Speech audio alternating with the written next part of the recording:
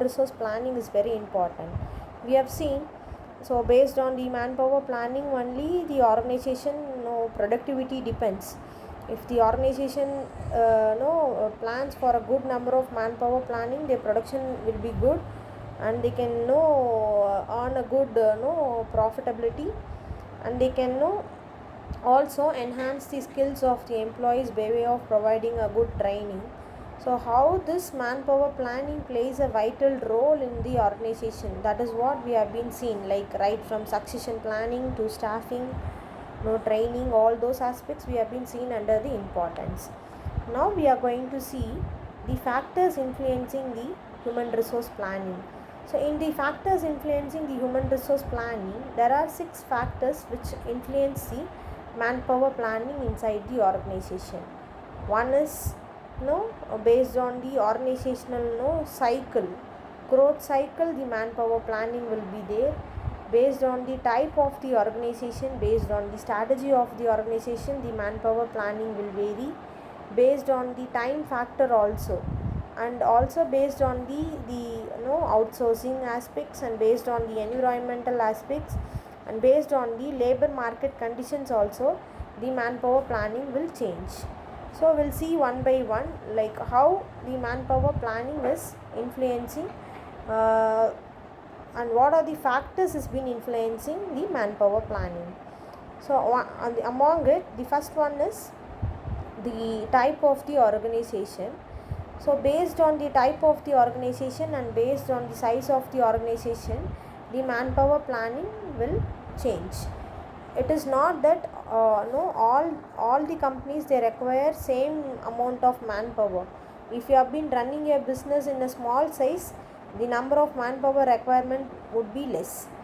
If your company is a large volume business, obviously the manpower requirement will be high. And what basis? If you have been doing any service oriented job, service sector, and the number of manpower would be less when compared to the manufacturing sector. So that is what, based on the type of the organization, the manpower requirement would be changed. And the second one is based on the strategy which your company has been following. The strategy, it depends on what sort of plan your company has been adopting. Take in case if your company has been following any other strategy for hiring. Take in case if your company is in a growth stage, they would go for hiring an additional labor. So that is one aspect. Take in case if your company is in a declining stage, you do not require more number of manpower inside your company. In that case, when your sales is dropping down, or when your company requires very less number of people, in that case the company can take one of their strategy as merging. So the company, they can merge with their own type of company in order to reduce the burden, like they will go for laying off the employees. So that sort of strategy would also be done by the company. And the next one is the organizational growth life cycle, that will also influence the manpower planning.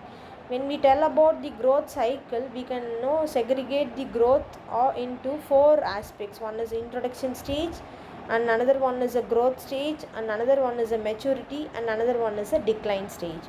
See, in a growth stage, it is in a stage where, in the introduction stage, it is a stage where you have been starting your business.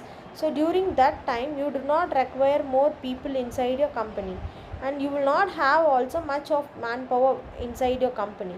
And growth stage is where, when your demand of the product is increasing. So it is a stage where people started to buy your product. So it is a place where your demand is high. So in that period, you should go for doing more production. So then only you can convince your customers by way of reaching the retailers your product. So in the growth stage, you should give more attention of the manpower planning in order to do your production process. So internal development should be given more importance. And then as a maturity stage, Maturity stage is the peak stage. After that you will not have any progress. So that is the highest stage. So it is a period where the elderly workers would resign your company, new workers would be hired. So retirement would be high in the case of a maturity stage. And the final one is a declining stage.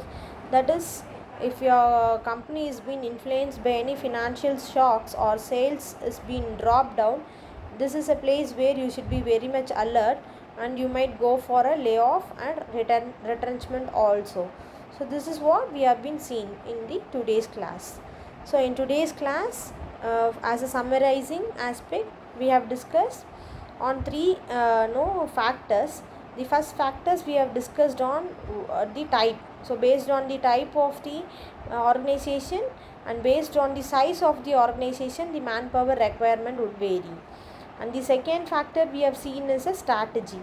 So based on the type of the strategy your company is adopting, based on that also the manpower recruitment would be varying. As I've already told you, if it is of growth, you wanted to go for hiring more, so you will go for a recruitment of a recruitment process.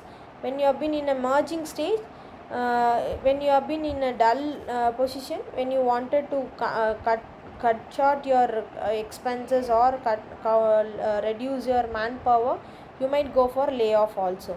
So we have seen organizational life cycle also, various stages we have seen: introduction, growth, maturity.